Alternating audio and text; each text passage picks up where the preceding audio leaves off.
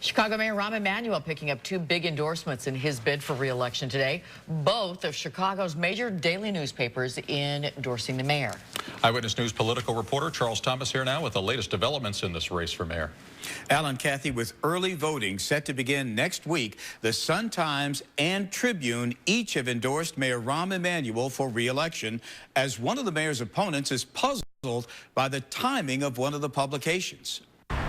The Tribune endorsement comes only 4 days after the newspaper reported that dozens of contributors to Mayor Rahm Emanuel's political war chest are associated with firms and companies that do business directly or indirectly with City Hall. Is an endorsement of corruption. Businessman Willie Wilson called it mind-boggling that the newspaper, after raising questions about Emanuel's fundraising, could support the mayor's re-election.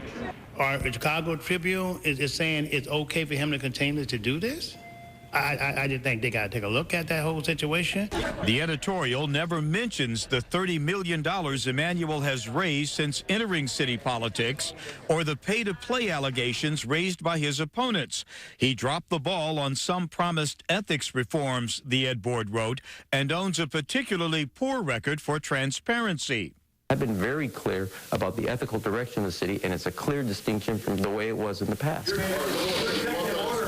Within hours after a Tribune reporter was heard off-camera grilling the mayor on fundraising, his paper's editorial board praised Emanuel for balancing budgets, luring corporate headquarters, pushing pension reform, rebuilding infrastructure, and improving public schools.